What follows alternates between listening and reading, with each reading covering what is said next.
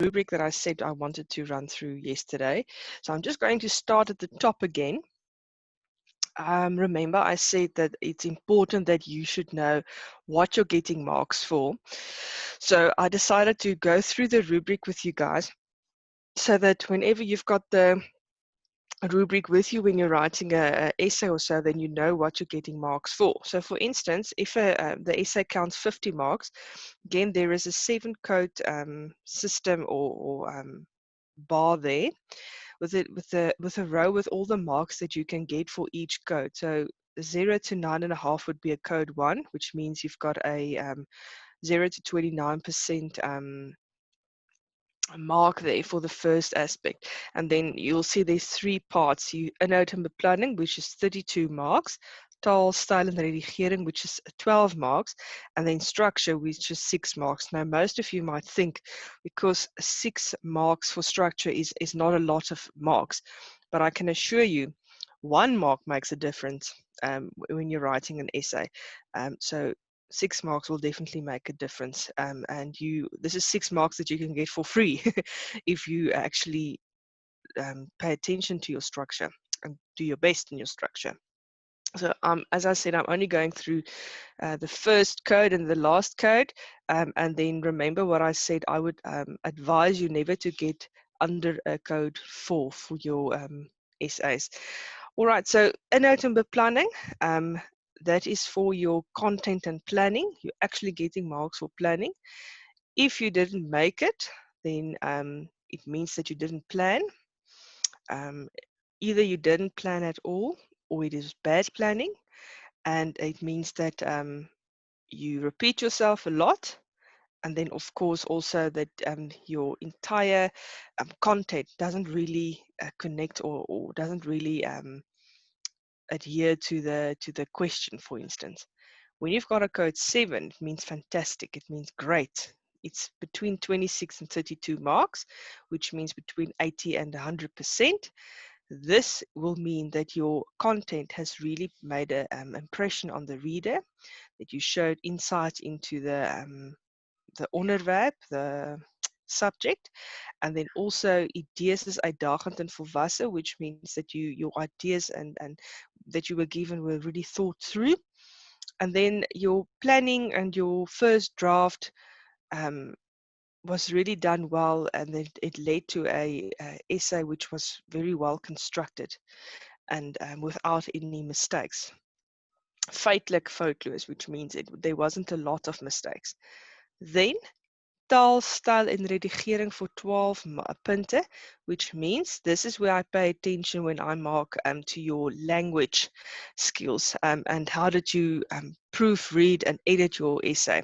So if you didn't do it and you got a 0 to 9.5, it means that you didn't pay any attention to language, that it didn't have any punctuation, that your vocabulary was bad, that your register and tone and style of your essay was terrible, and that your essay was full of mistakes, and that you probably didn't proofread or edit it. Then, when I say you got a code 7, that's between 80 and 100%. As I said, between 26 and 32 marks. It means that you really paid attention to your language, that you've got proper punctuation and that you used figurative language, that you, for instance, had a very good vocabulary, that your style, tone, and register is very, very good, and that due to your editing and proofreading skills, your essay really was almost with no mistakes. Right, remember again, don't get less than 4 for an essay. Try your best. It's not necessarily wrong, but guys, really, even a code 4 is stretching it a bit. Especially when it's a task, guys, you can really, really, really try your best. And it's really, if you pay attention and you listen to the tips I gave you and you plan properly and you edit and you proofread, then you really shouldn't get less than a code 4. Right, the last one is a very important one, is structure. Here I look at a title, an introduction, how your body of the essay is, and then also your ending. Guys, I'm looking here at paragraphs. How was your paragraphs? Did you adhere to the length of the essay, which was asked of you? How is your ideas? Is it building on each other? So here, if you didn't make it, it means you had 0 to 1.5 out of 6, which means you didn't pay attention to the topic. You got lost a bit in the topic. In other words, you started talking or writing about other stuff. Your sentence construction and paragraphs are very, very dear mekaar. It wasn't thought through. And then also you either wrote very short essay or a very long essay. And then guys, if you did well between 5 and 6 marks, it means that everything, the essay was really flowing, that I could see you used a lot of detail and imagination, that you stuck to your topic, and that you even made it better, that you wrote paragraphs, and the paragraphs are, for instance, not one length, all of them, that your sentences are well constructed, sorry, and that your length of the essay is in adherence to what was expected of you. Okay, so this is the rubric. Take a picture of this and go and study this. It would be advisable that you maybe go and look at the English one for an essay as well and maybe compare the two. So I'm going to give you a moment and then quickly just take a picture and then we go to the activity.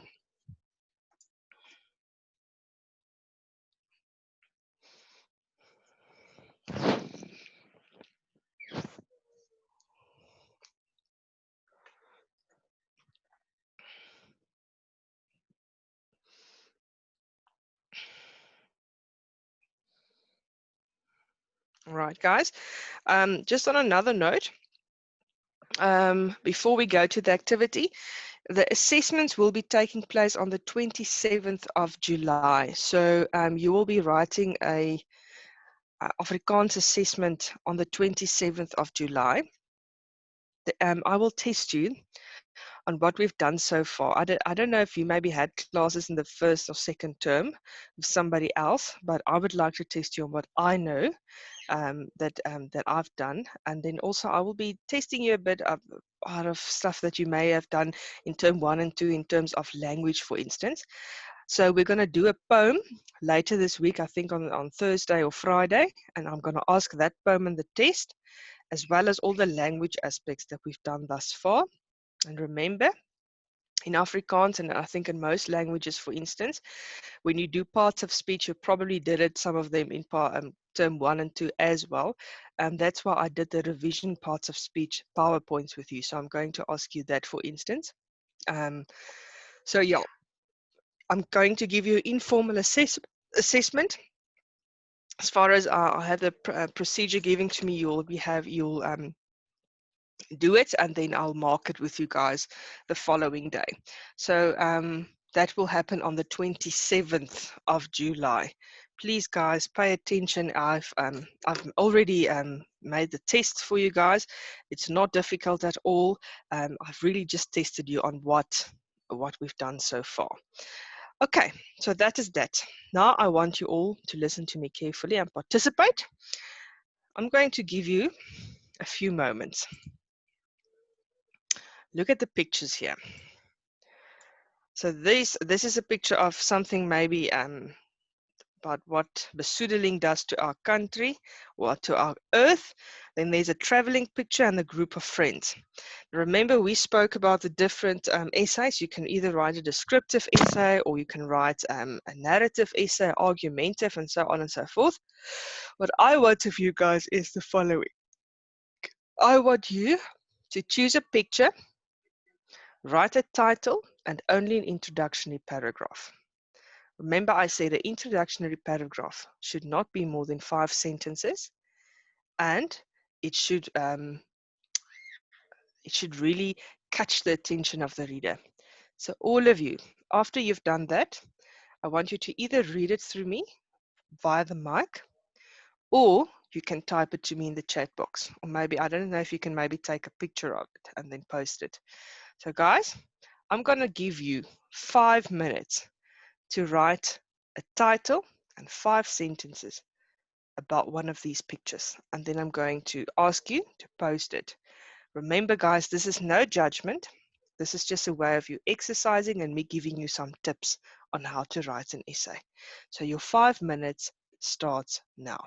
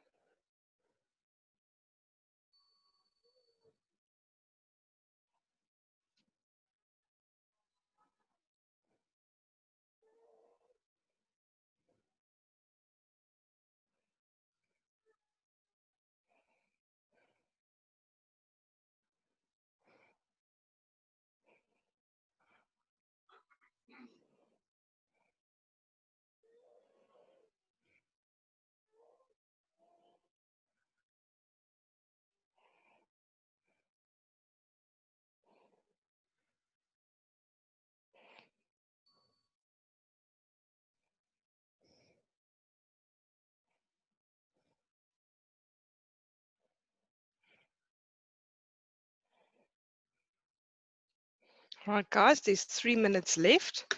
If you have a question or you're a bit afraid, just ask.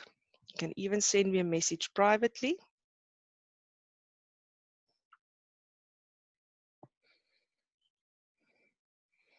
Remember a title and 5 sentences as an introduction.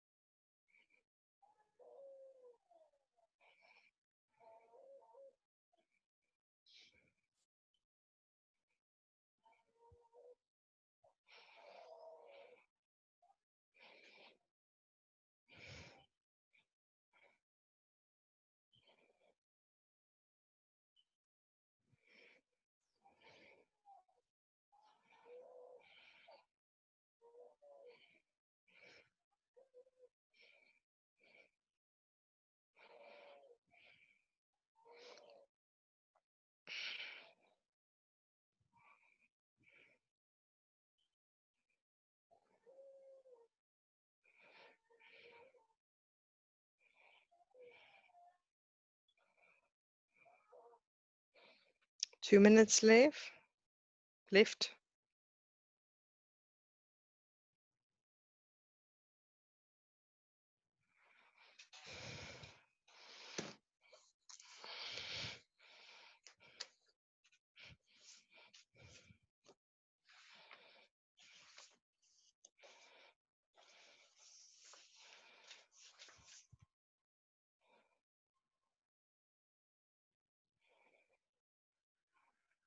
Okay, guys, I would either advise you to start typing it in the chat box now or to get yourself ready to read it over the mic for me, please.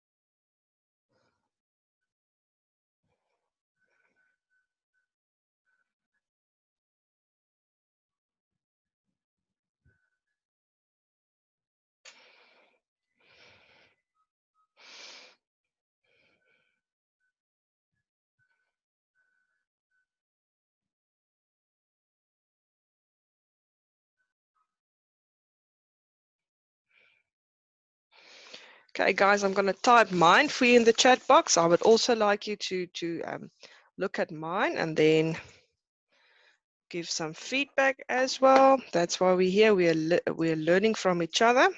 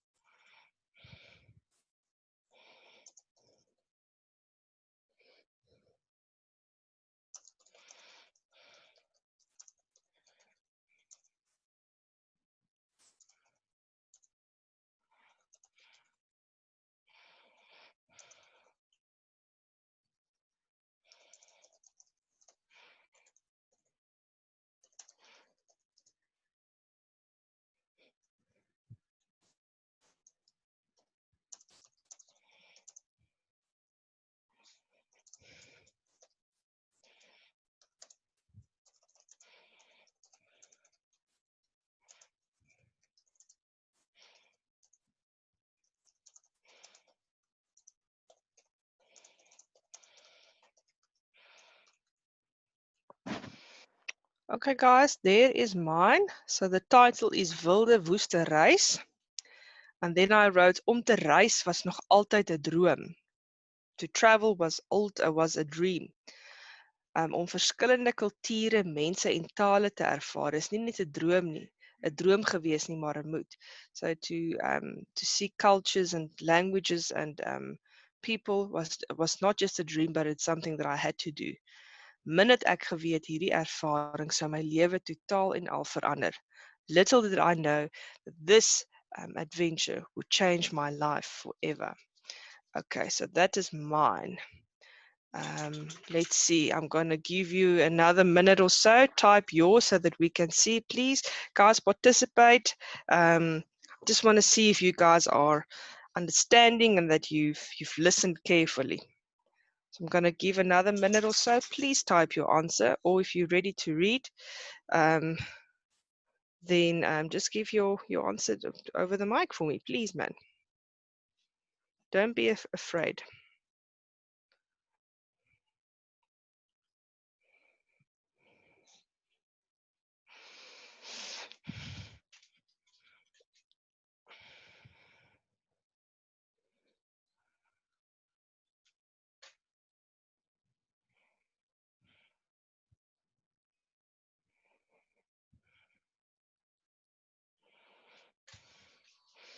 So I took the picture, the traveling picture, and then I wrote an introduction and title with the traveling picture.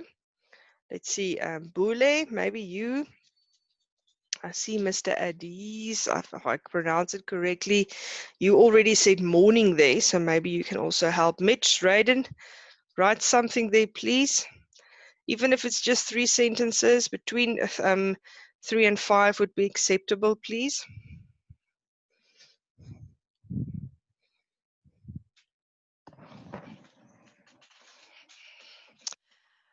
Okay, so Max said, beste vriende, dit is baie hard om beste vriende te maak. Moenie bang wees nie vir iemand wat sê nee. Beste vriende help jou en gaan by jou bly. Hulle maak jou gelukkig want jy is hartseer. Okay, even if you're not good with spelling, guys, it's okay. If you see my English spelling, you would laugh. So it's okay with the spelling. If you can't find the Afrikaans word, then you just put the English word in there. So it's not for you to worry about.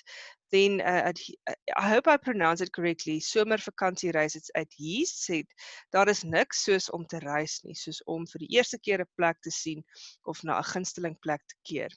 Mense wat van alle ouderdomme van oor die hele wêreld gaan om verskillende redes na vreemde plekke. Oh, I like that you used that punctuation marks there. Veral vir die week, families en ontspanning. Good. That is very, very good. Guys, I am very impressed.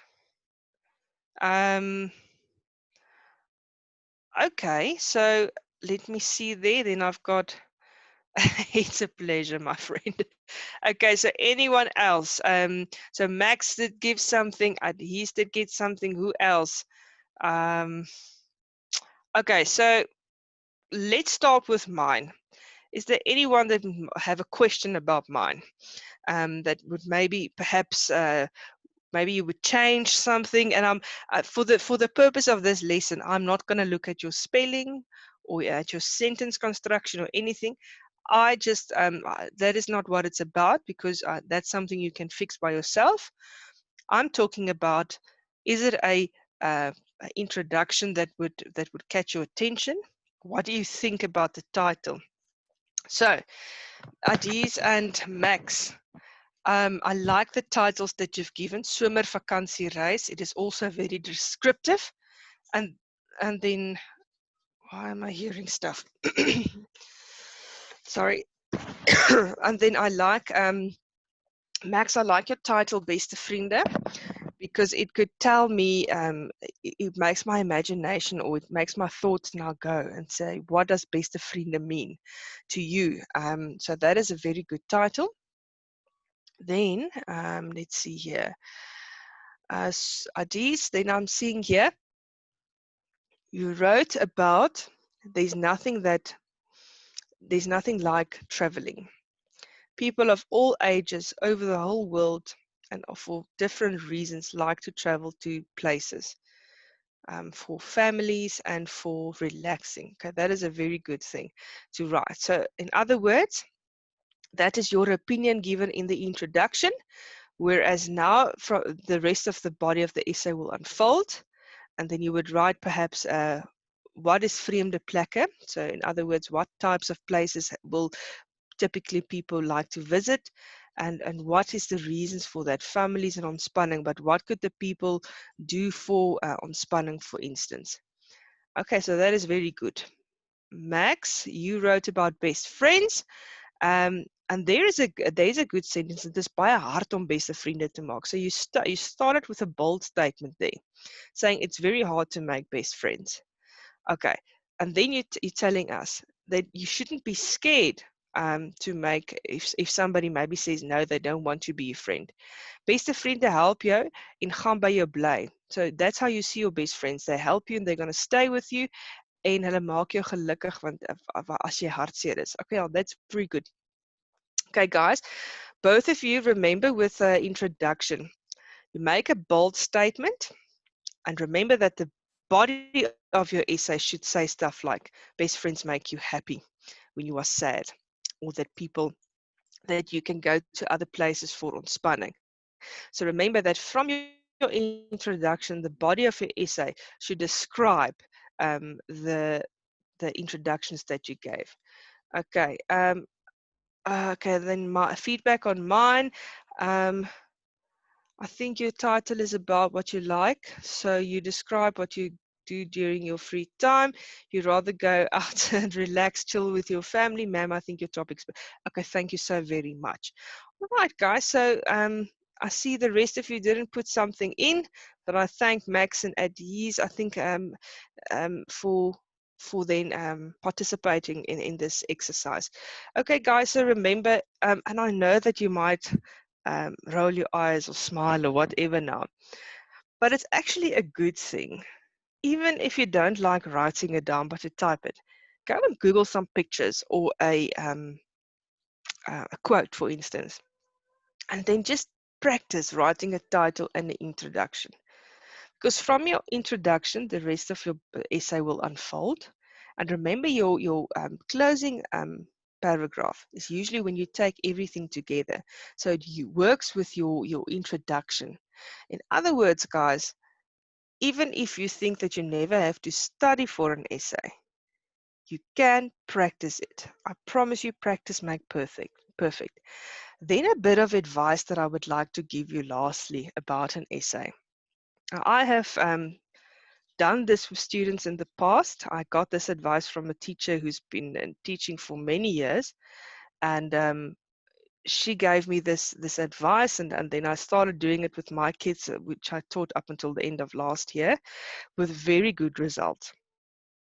So what she did was, and it's a bit of a crook, if I can say it that way, she let her children write an essay before the exam or test. So for instance, they write an essay about traveling. And then they would study that essay, they would fix it, and they would edit and proofread it, and they would make it perfect. Then they would go and study that essay out of their head. Then in the exam or test, they would choose a topic there that more or less fits the essay that they wrote. And then they would change the essay that they've already written to fit or to suit the topic. So then you've already got a proper essay that you've studied by heart and out of your head, and you're just adapting it a little bit to the topics that the test have given you.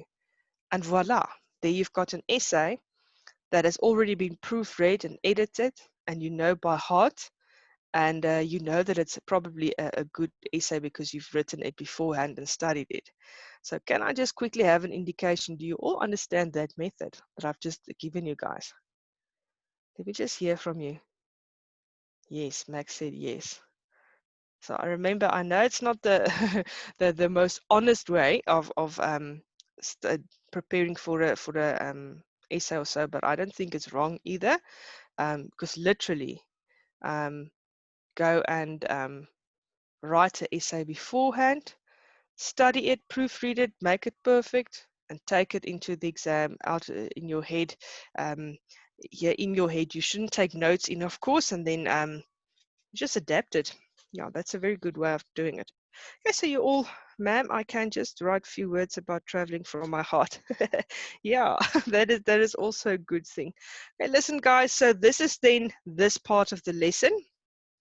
I want you to quickly just look at the Drive link there, and also an extra link with resources that I've given in there. So that is a nice article for you to go and read if you want to, about how to prepare for essays and the writing process. Guys, I'm so sorry, I'm yawning there. And there is my email address. So I had an email from one of your classmates asking me for last week's PowerPoint again. I've given you guys the PowerPoint in the Drive. There's also an extra note here and there that I've put in the Drive for you guys. And then after today's lesson, I'll also put this in the Drive, this PowerPoint for you guys. Okay, so we're going to the next lesson now. I want you all to just quickly take a 2-minute break or so before I start. Well, not a 2-minute, let's say 1-minute break, and then I'm going to start the new lesson. Okay, so let's do this.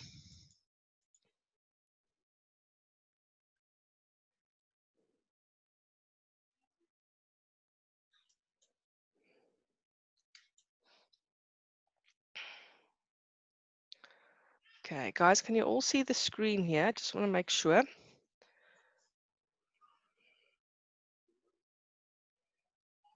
Just give me an indication if you can all see the screen. Okay, great.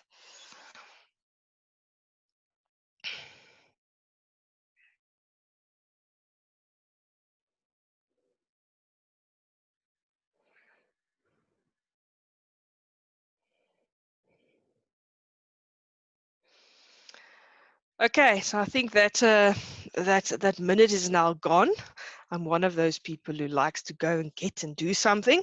So bear with me. So today's new lesson, now that we have done with essays and the writing process and stuff, we're going to focus on something that could really give you a lot of marks in the exam or test if you follow the guidelines that I'm going to give you.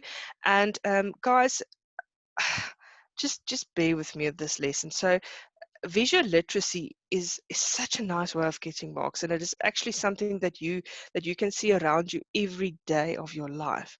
You see it in the media, you see it yeah, on your phone, everything. So technology made visual literacy happen, or possible for the most of us. So today we're going to focus on what is visual literacy. I'm going to show you what we call a strokiesprent, dan 'n advertensie, and then we're going to do exercises about it. And also my quote for the day: education is the most powerful weapon which you can use to change the world. This is by old President Nelson Mandela. Guys, education is important. That's the one thing people can't take away from you. And if you are educated, you can not only change your world, but maybe the minds of others as well. So let's quickly look at the definition here. Visual, or not the definition, just the introduction. Visual geletterdheid is belangrik, veral in vandag se wêreld.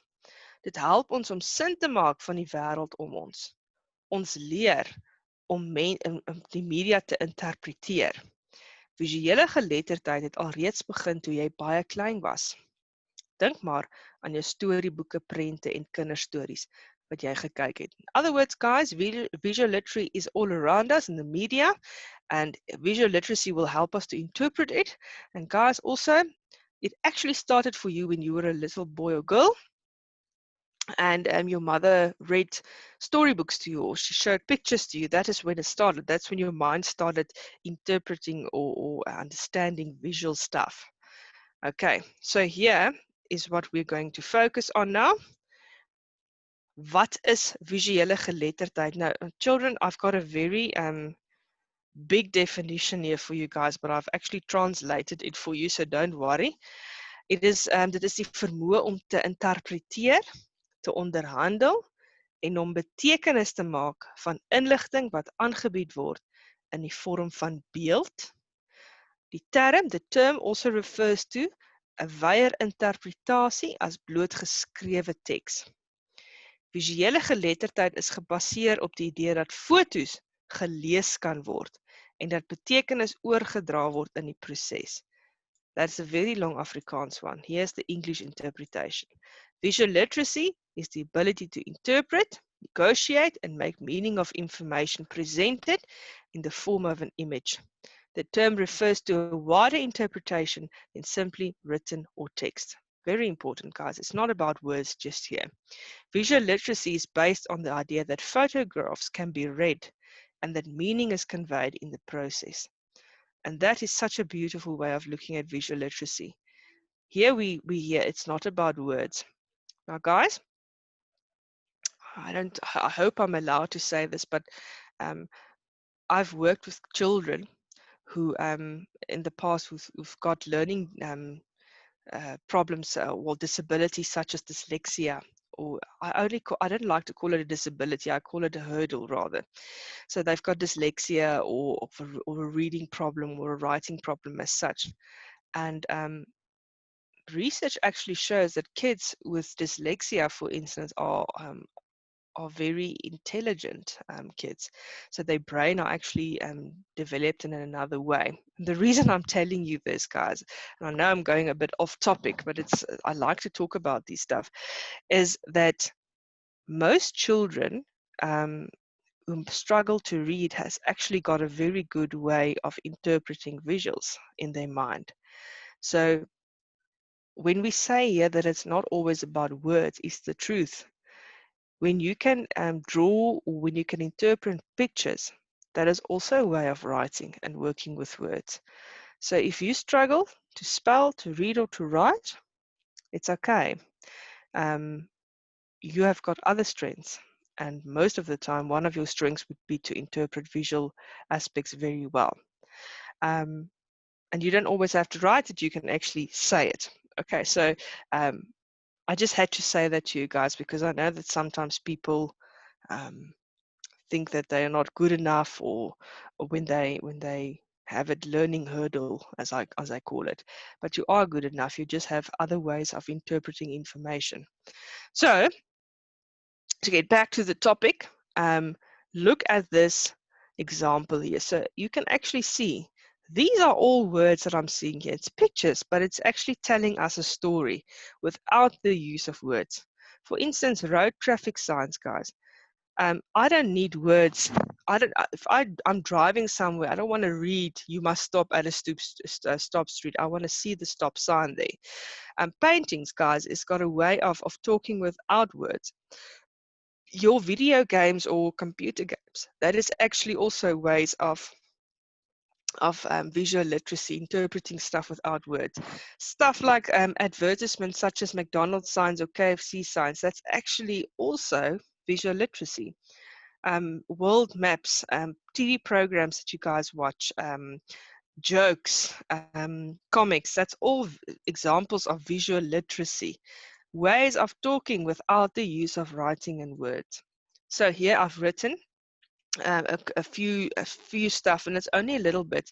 Stuff like tekens, padtekens, brochures, plakate, which is, I don't know what you call that in English. It's actually so easy. Posters, graffiti, grappe, spotprente, advertensies, strokiesprente en verhale, prente, TV-programme, simbole, speletjies, skilderye en tekeninge. All of this is ways of talking without using words. So that is visual literacy 101. Now, the first thing we're going to do is what we call strokiesprente. So this is a lot of stuff that I've written here. So you can take a picture, and then when we get to the exercise, you can just look at this again. So when I give you a comic strip, or in Afrikaans then 'n strokiesprent, there is a few stuff that you must look at in order to interpret a meaning out of it without the use of words necessarily. For instance, when you look at a comic strip, die posisie en die grootte van die karakter sal vir ons sê watter karakter is miskien die belangrikste. So hoe groter die karakter is, dan is hy gewoonlik die belangrikste. The position and the size of the characters are very important. The larger character is usually the most important or prominent in that strip. Okay, so I'll show you that when we go to the comic strip that I've given you. Visuele aspekte soos lyne wat die karakter se beweging aandui. That's something you also have to look at. So for instance, lines and stuff that they draw in there to indicate movement of the characters, very important. Then this is an interesting one. Die kleure wat gebruik word en die kleure van die karakters. Hoe donkerder die kleure, hoe donkerder is die karakter gewoonlik en andersom. In other words, the colors used in the clothing of the characters. The darker the colors of the clothing, the darker the character's character is, and vice versa. So maybe you've seen it, maybe sometimes when you've maybe read a comic strip or something and you see the person is dressed in very dark clothing, like for instance, they can be interpreted as a thief or as a crook, whereas somebody who's dressed in light clothes or maybe seen as the more innocent character. It's not always like that, but in some of the comic strips that's really prominent. Then something that you should also pay attention to is gesigsuitdrukkings en lyfstaal, the faces and the body image of the characters. Wie is goeie karakters of slegte karakters? Hoe word hulle uitgebeeld? In other words, when you look at a comic strip, who's the good characters, who's the bad characters, and how are they being portrayed? Hoe die karakters in die raam geplaas word. So you get frames. How is the character being portrayed in that frame? That will tell us something as well without the use of words. Then important, skrif, letters en grootte en hoe dit gedruk is. So the font, the letters and the how big the letters are. Is it for instance bold, is it italics, is it a large font, is it not so large? And then of course the most important thing about a comic strip is what message is being conveyed, guys. Wat is die boodskap van hierdie ding? So here I've got the comic strip for you. So this the name of this strip is Meester.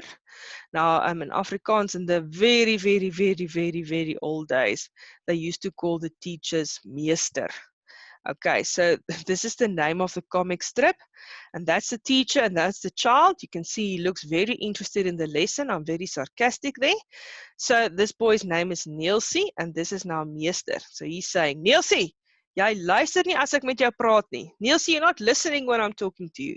Is jy doof? Are you deaf? Ja, meneer, ek is nou. Yes, sir, I am now. Because that teacher shouted at him. Now he's deaf. Nee. Okay. So, guys, that is the comic strip here that I want you to look at. So, you see, the prominent character is the big character here. You see the teacher. Look at the way he's dressed. He's not wearing necessarily dark clothes, but yeah, and then Nielsie is wearing typically school clothes. Look at the facial expressions. He looks annoyed here. He looks very angry here. Nielsie looks very bored in class. All right, look at the fonts that they use. So look, there's an exclamation mark, which means that indicates frustrating. He's shouting. Do you see there the bold big letters? And do you see the use of punctuation there? And he's just saying in a very dry manner, "Ja, meneer, ek is nou," which when you can see that the font is also very relaxed there. Okay, so look at the pictures. The background is the same in all of the stuff. Look how they portrayed the screaming with the cloud there. So yeah, facial expressions very important. So now I'm going to ask you a few questions, and I want to see answers there. If you're struggling to write it in Afrikaans, don't worry, just write the answer in English for me there. So the first question is: beskryf die onderwyser se gesigsuitdrukking. Hoe word die onderwyser se frustrasie uitgebeeld? So I want somebody to type there. What do you see in the face of this teacher? How's his face being portrayed? To show his frustration. So what did they do to show that this guy is very frustrated? Look at his face. Let me hear. Who's going to give us an answer there?